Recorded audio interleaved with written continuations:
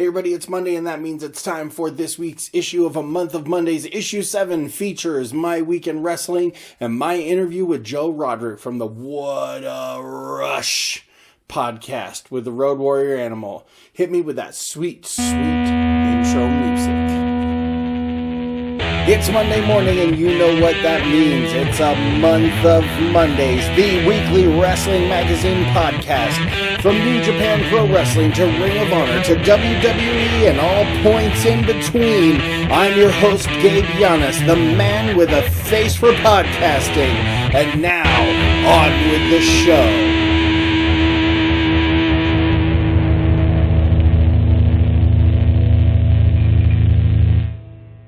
Hey everybody, Gabe from A Month of Mondays here. It's time for Monday's show.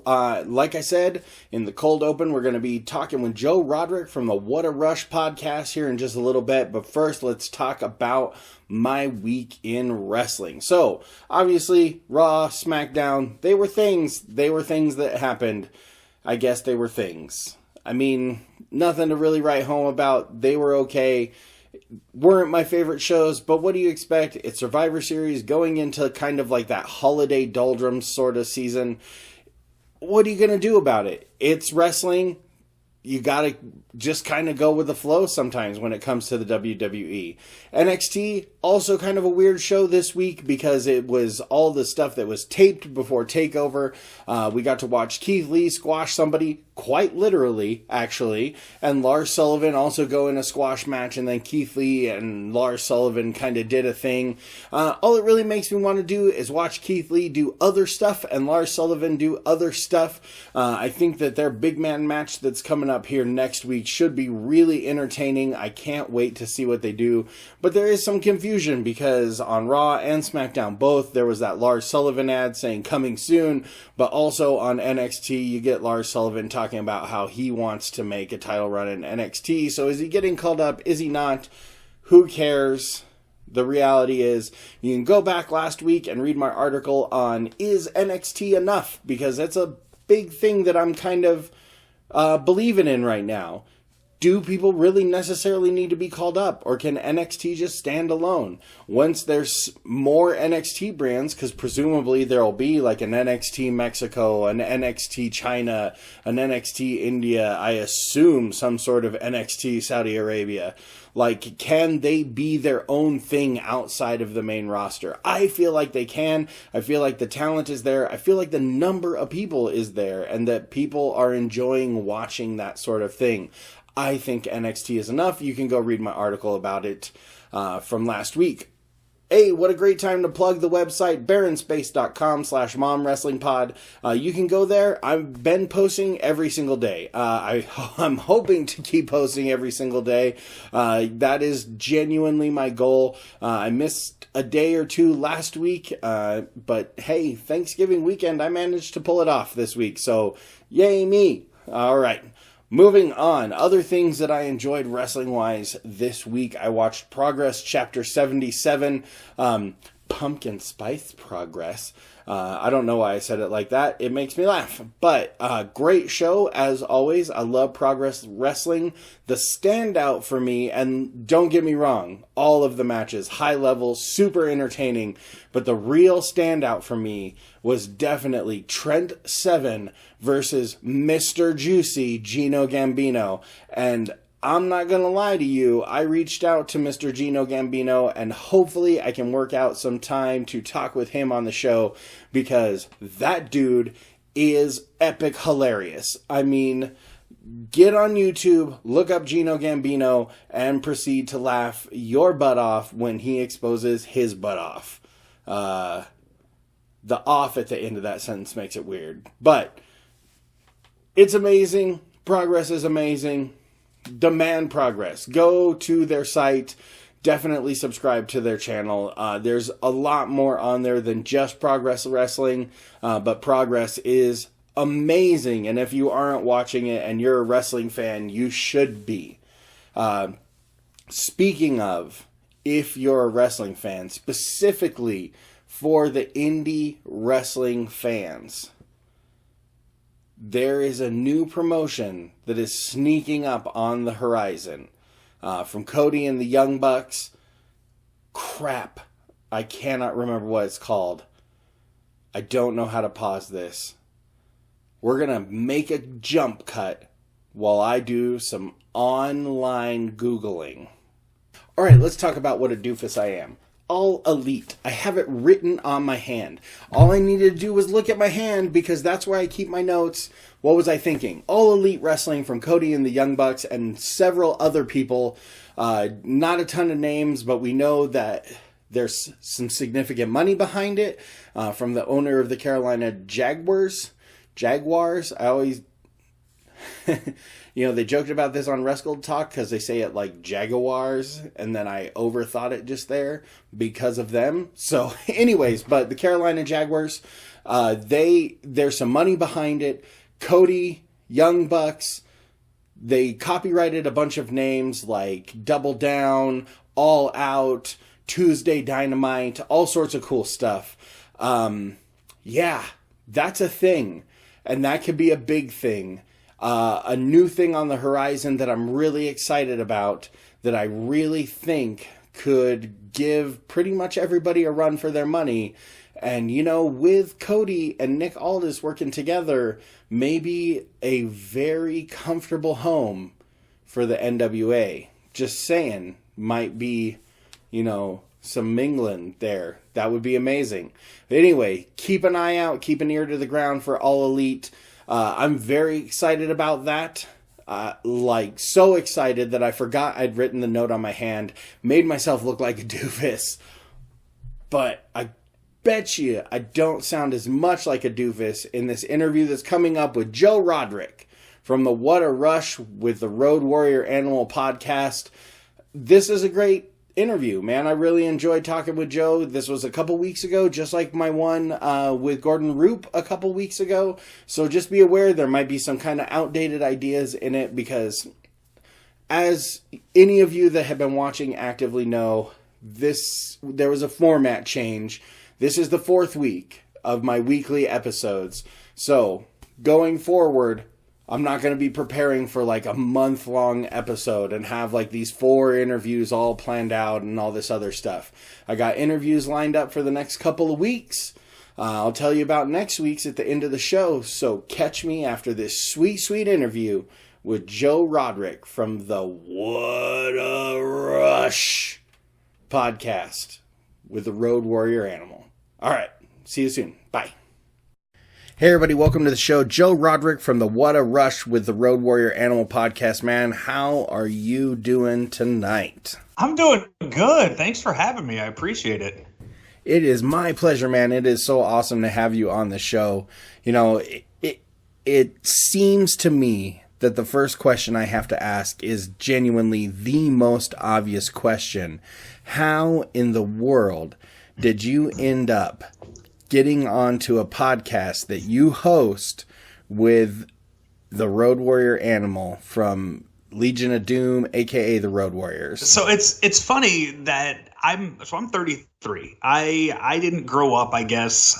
When I started watching wrestling around 96. That's when I started watching. It's when I was around 11 years old. So that was kind of the tail end of the Legion of Doom, the Road Warriors. So I was never this huge Road Warriors mark like, people that I think 2, 3, a few years older than me are. But the way we got matched up was I do radio here in St. Louis. I do sports radio here. I've been doing sports radio since 2009. And last September, our radio station went through another ownership change. 5 different owners in 8 years. It's as much fun as you can imagine it is, getting every 2 years, getting a new boss and wondering if you're going to have a job or not. So things started to unwind as they usually do. And I kind of said to myself, you know what, like I'm a little sick of this. I need to step back. I need to step back from doing radio full time, knowing that every 2 years that the station's going to sell.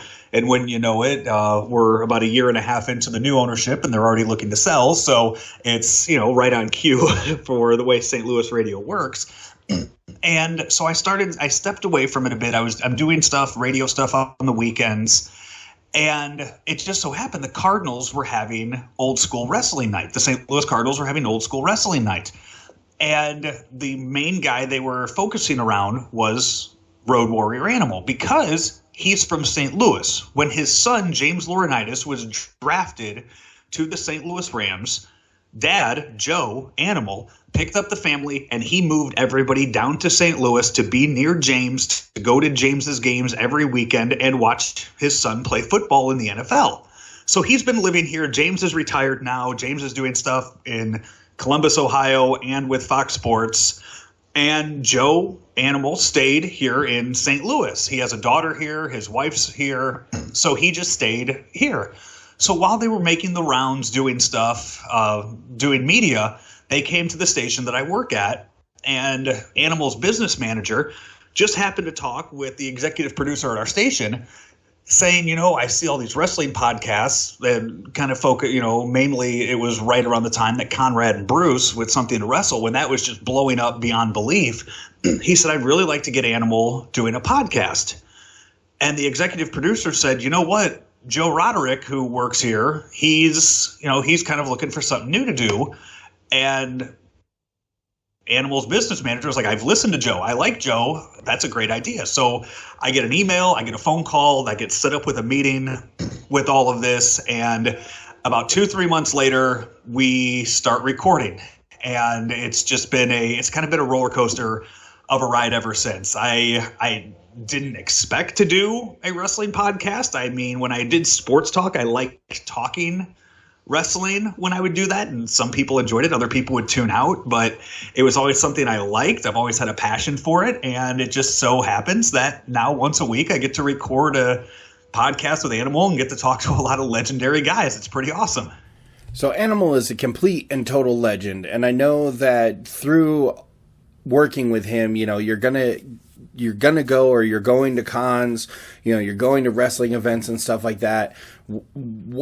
What are some of the biggest thrills that you're having? Like, who are some of the people that you're meeting because of Animal that you're amazed by, you're marking out for, you're super excited for? There's got to be some pretty crazy people that you've talked to or that you've met because of the podcast already.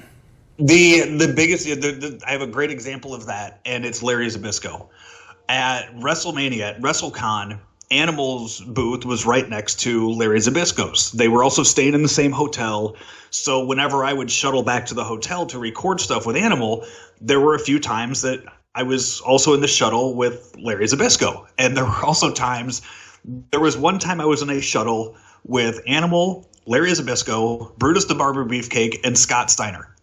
And I'm in this shuttle with them, and it's just me with them, and I'm thinking, why am I in here? I don't belong in here. This is so freaking cool. That sounds absolutely amazing to me. I invited Scott Steiner to go to WrestleMania with me, and he turned me down. I bet that would go over real well. I had an extra ticket to WrestleMania, and they were like, well, who are you going to give it to? And I go, I don't have anybody. I go, I'm just going to go to WrestleMania by myself. And I turned Scott Steiner sitting next to me, and I know Scott's relationship with the WWE. And I go, hey, Scott, you want to go to WrestleMania? and Larry Zbyszko's like, yeah, Scott, why don't you go with him? That sounds like a lot of fun. And then Scott starts cussing, and I realized that he had wanted nothing to do with it. But Larry Zbyszko, again, I started watching in '96. I started watching during the Monday Night Wars. So I know Larry Zbyszko as the announcer of Monday Nitro. That's the Larry Zbyszko I know, who, he was the veteran, the badass that was standing up to the NWO, standing up to Scott Hall. And 11-year-old me thought that this was, oh my God, this guy in his 50s, had to be in his 50s then, is standing up to, one of the outsiders, Scott Hall. This guy's really, this guy must be a really tough guy. And now meeting him, 20 years later, and talking to him, and then hearing the stories that he and Animal go back and forth telling, and going back and watching some of the matches that he had when he was younger, when he was in his prime, and knowing the backstory between him and Scott Hall now, knowing the relationship they had, it's like you just appreciate it so much more, and you realize that, that's one of the things that, wrestling fan as a kid, when you realize some of these relationships later on that these guys have in real life, you tend to appreciate it more. You're not like crushed by the fact, the day that you found out wrestling was, I don't want to say fake, the day wrestling was scripted, you might have been crushed. But then when you start to realize some of these relationships these guys have, you tend to appreciate it. And I think that's kind of fitting too with this week with the Roman Reigns news, that you see just all corners of the wrestling world and all sides of the locker room coming out and wishing him well on stuff. And it's one of those things where real life, overpowers what we see on TV every Monday, Tuesday, Sunday. Talking about Roman Reigns, like I went out on my Twitter and one of the first things I said is, get better soon. I will be the first in line to boo you when you come back, not because I hate him as a human being, but because I think the character's kind of goofy. But I would never wish ill on the man. Like, I want him to get better so that I can enjoy, like he said in Ring, you may have cheered me, you may have booed me, but you always react. You always react to me. And I'm one of those people that maybe is reacting with the boos, but I definitely want him to get better, to be better, and to make potentially the greatest WrestleMania comeback of all time. That moment when he's kicked Cancer's ass and then he comes back into the ring, to a standing ovation and me in the corner booing. I mean, the way I look at it is I got to attend my first WrestleMania this past year, and it was Roman's 4th year in a row main eventing.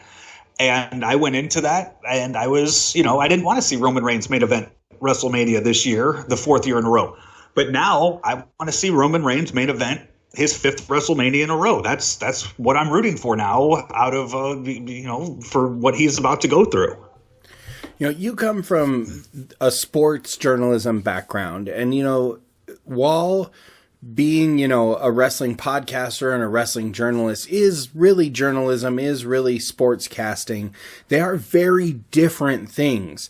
Because of the way wrestling is scripted, because of the way wrestling is viewed by a lot of people, they are just incredibly different. Mm-hmm. So what I'd really like to know is, what are some of the differences? Like, what are some things that vary when it comes to being a wrestling podcaster / journalist versus, just being a sportscaster on a radio station like you were in the past? You get to have fun with it, and you get to, I'll compare it to when I'm covering the Cardinals. It is, you want to see them win the World Series. You want to see them make the moves it's going to take to win a World Series and be the best team in Major League Baseball. And, the Cardinals this year, the big story was, when are they going to get rid of Mike Matheny? They did get rid of Mike Matheny. And then from there, you look at what the team needs to do to make a push to the postseason, and they fell short of it. But in wrestling, there's so much around that. I've been an Undertaker fan since day one. I realize at this point in his career, Undertaker does not have a long title run in him. The Undertaker does not need to have the title on him. I want to see The Undertaker a few times a year, and I want to see some various storylines that make it appealing to me. And on top of that, I also want to be entertained by everybody on the roster. To where right now, the World Series, it's Red Sox Dodgers. I don't really care much about it. It's on, I'll watch it.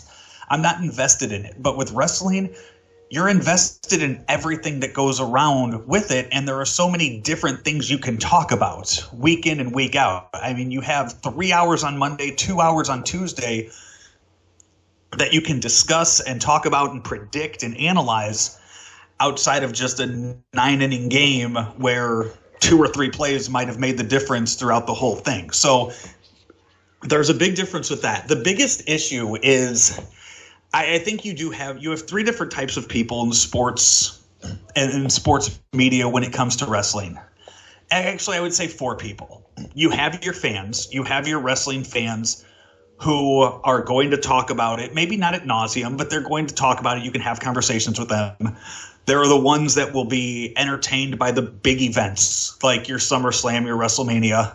There are those that have absolutely no care one way or the other, don't care if it's on, don't want to talk about it. And then there's just the few that still just, they still just crap all over it. And that's the part I don't get.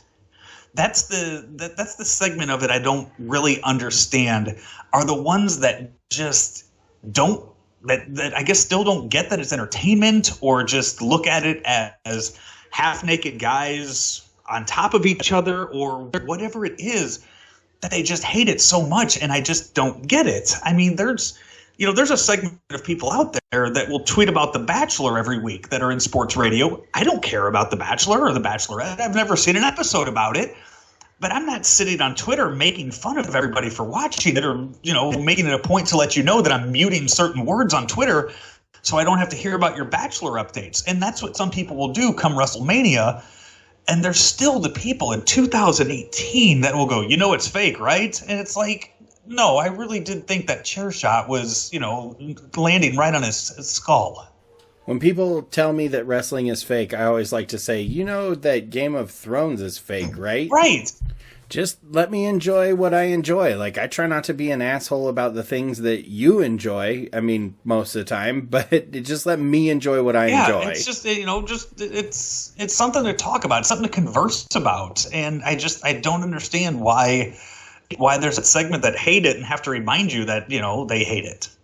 So going to conventions and events with Animal has got to be really interesting. Like, what is it like seeing the fan interactions, watching people come up to this guy that's been their hero or their idol, and just experiencing that like one-on-one interaction that they get to have that, frankly, I mean, it's got to be kind of cool to have with him once a week on the show. But what is that experience like? It's seeing Pete. I got to go with him to, I got to go last year to WrestleCade with him. I got to go to WrestleCon with him. And then I was at StarCast with him. Those are the three big conventions I was there with him, with Animal for.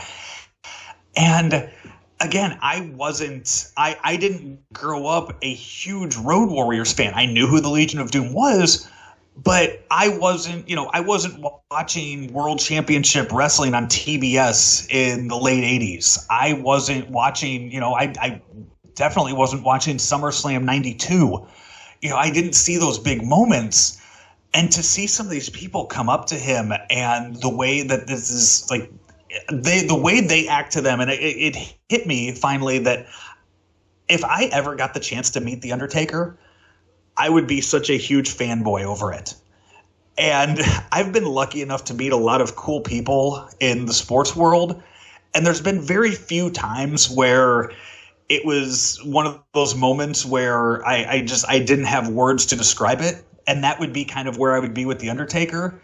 Seeing other people get to experience that by meeting Animal is really, really cool. And then seeing how he interacts with them too. Seeing how he gets excited, to put the pads on them and to pose with them, and he's all painted up, and he gives the big tough guy face with the fist, and he gets all into it, and the fans just love it, and they just live for that. And you can tell that they traveled all this way, and this was the one picture, the one autograph that they had to have, and it happened. And it's just so cool to see that come true for those people. So obviously his public persona is like really, really intense. Like Animal seems like the kind of guy that would be like really, really like intense to talk to. And so I kind of wonder, what is it like, week to week on the podcast? Are there moments where you're like, oh, maybe I should not have said that? Or he gets, real, I mean, like he turns into Animal on TV with you. Are there moments like that? There's been times where I'll, where I have to hit pause and he doesn't want to talk about things, or there's certain topics that I know not to bring up about stuff that I might have brought up in person or we might talk about in person. But overall, he's just, to see, what's funny is I've actually met James and had James on my show 3 times, I think, before I even met Animal ever, when James was playing with the Rams. So I had known James before that, and now getting to interact with his daughter, his wife, and see Joe, see Animal in those elements too. I get to see the family man out of that. So I don't get to see the guy that was, on the road for 300 nights a year, back in the 80s, driving up and down with Hawk and, doing certain, just going from town to town, or the way he had to live certain times, just, because of the schedule that the brutal schedule they used to have. So I get to see kind of that other side of it, and I get to hear the stories that you probably didn't know when you were watching TV. And he tells the stories about fatherhood and what it was like raising these kids, and some of the stuff that he did. There were times where he would record TV and then he'd fly back to Minnesota so he could coach James in football back in the day, and then fly right back out to be back on TV. And that's stuff nobody knew. Nobody knew until, unless you read his book that came out a few years ago, or now that he's doing the podcast, you hear these stories about it, and you realize that, this big tough son of a gun had to be a dad, along with, being one of the biggest badasses in wrestling. It has to be really interesting being able to spend time with him, talking with Animal, hearing these different stories about the road, about wrestlers, about people that he knew that, maybe had passed on, all those different things. Like, that world seems so alive because it's his world, and it has to be really fun and really interesting and pretty fascinating to be able to talk with him about that world.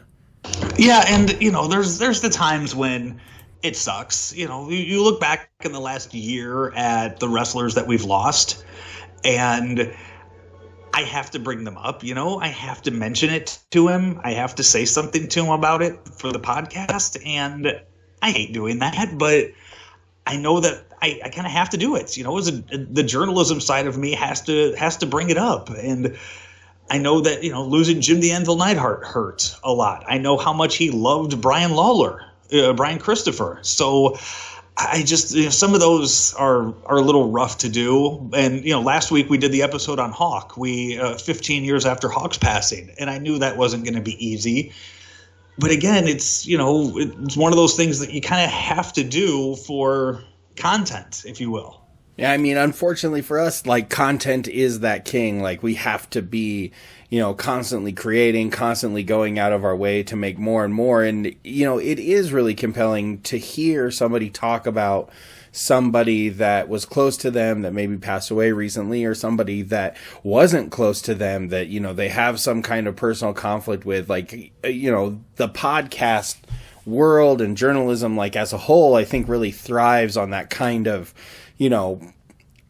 conflict, that tenseness, that intensity that can happen when two people either get along really well or don't get along really well, or there's those moments of like sorrow or like joy. And it's just really interesting that we've put ourselves in that place where we're trying to create content like that. Yeah, and same thing with, some of the relationships with the other wrestlers too. And, as soon as I get off here with you, we're going to be doing an interview with Scott Norton. And I got to meet and talk to Scott Norton over this past weekend. He was in St. Louis for an indie show that I do the play-by-play for. And just hearing those two go back and forth, telling stories, and hearing them, hearing some of the stuff they were talking about. I can't wait to just hear those two go at it for, 30, 45 minutes on the phone. And it's one of those where I've kind of learned through this too. We're early on in the interviews, and you can go back and you can find all of the episodes that we've done. The early ones, I tend to jump in there and I have all of my stupid little fanboy questions, like if I was doing a podcast and I had these wrestlers on, I would do it. And I've realized through that, I'm like, no, Joe, shut up and just let these two talk. Let these stories flow out of it. Like, you don't need to ask this guy about a match he had back in 95, like, or a storyline that he had. Nobody cares about that. They want to hear a story from these two on the road, or they want to hear something from backstage, or they want to hear something with Scott Norton. Like, they grew up together in Minnesota, so they want to hear that. And that's one of the things I've learned through that, and I hope comes off in some of these interviews that we do. Like, what I think was a few weeks ago we had on Brian Knobbs of the Nasty Boys. I didn't say a word I introduced Brian Knobbs. I said, hey, we have him on the line. And then those two guys talked for a half an hour. And that was it. Yeah, and it's one of those where it's like I put the ball out there for the two of them to play with it, and I get out of the way. I get away from it, and that's kind of how we go about it. Or Kevin Sullivan, we had him on, and the stories that they were talking about from the Crockett promotion are it's just incredible, some of the stuff that they talk about. So that's kind of just the way that I kind of go about it, and that's pretty much what I'm kind of hoping to do tonight. Well, to that end, Joe, thank you so much for being on the show. How can our listeners find you, find the podcast, get in contact with you, all of that kind of stuff? Yeah, the easiest way is going to be on any of your apps, your iTunes apps, your Google Play apps. Just search for What a Rush with Road Warrior Animal. It's on the Creative Control Network. Or if you just want to listen to it on your computer, go to roadwarrioranimal.com, click on the podcast page, and the link for the weekly podcast will be right there. So you can find it there. You could also find us on Twitter at What a Rush Pod. So we put the episodes up there as well, along with Animal's Twitter, RW Animal, and mine as well, at Joe Roderick. Well, Joe, thank you so much for your time. We really appreciate it, man. It was a pleasure to have you on the show and hear, what it's like working with Animal on the podcast. I encourage absolutely everybody to go out and listen to it. We won't take up any more of your time, man. So thank you so much for being on the show again. Hope to hear from you soon, too. No, thank you very much. I appreciate it.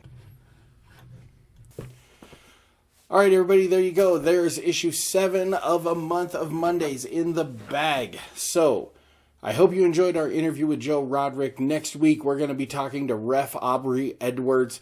She has been all over the damn place, but she is featured in a match in the Mae Young Classic this year, and of course she was at Evolution with the WWE as well. Amazing lady to talk to, wide-ranging conversation that has to do with women's wrestling, refereeing, all sorts of cool crap. Be sure to come back next week to check that out. She was awesome to talk to. So, in advance, thank you, Ref Aubrey Edwards, for talking with us. And in advance, thank you for listening to the show. If you're enjoying this show, be sure to check us out at barrenspace.com/momwrestlingpod. And when you get there, hit that YouTube link. It's one of the many ways that you can subscribe to the show. You can find us on Stitcher, iTunes, Google Podcasts, all of that other stuff. And you can also subscribe to us on YouTube. But included with your YouTube subscription is a new series of me getting better. Thanks to Adam Rotella from 10 Pounds of Podcast, Luke and Ollie from Wrestle Talk, and of course the great Ron Funches. Get high, watch wrestling. Those guys have encouraged me through their shows to get better. And get better can mean a whole bunch of different things, but for me it means being physically better because I'm a big fat guy. And I don't want to be a big fat guy anymore. I want to be like one of the guys I watch on TV wrestling.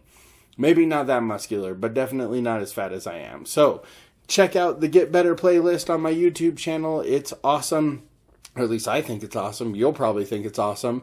There are tons of other ways that you can get a hold of us. You can email us at momwrestlingpod at gmail.com. You can go to Facebook and look up at A Month of Mondays and find us on Facebook. Of course, you can find us on Twitter at Mondays Podcast. We'd love to have you guys interact with us. Come check us out. By us, I mean me, the one, the only, Gabe Giannis, the host of A Month of Mondays. With that said, this has been issue 7. Can't wait to catch you on issue 8. Tell us what you think of the show. Tell me what you want to hear from the show. We'd love to hear from you. And by we, I mean me still. Because there's only me. I want to hear from you. So check us out. Hit us up on Twitter. Hit us up on Facebook. Hit us up on YouTube. Issue 7's in the bag. Hey, Muscleman, hit me with that sweet, sweet... What? What did you say? Hey, I can't help it. Lots of people wear Aleister Black shirts and penguin pants. Don't make me get this chair. Play that intro music. Outro music. You got me all flustered now. Just can't hire good muscle men these days. Can ya? I don't care about your union contract. Play that outro music. Ladies and gentlemen, boys and girls, thank you once again for listening to A Month of Mondays, the Wrestling Magazine podcast. I've been your host, Gabe Yanis, and I just have a couple things to say. Be sure to check us out at baronspace.com/momwrestlingpod or find us on Twitter at Mondays Podcast. You can always find more great Baron Space podcasts at baronspace.com. Did I mention this has been a Baron Space production?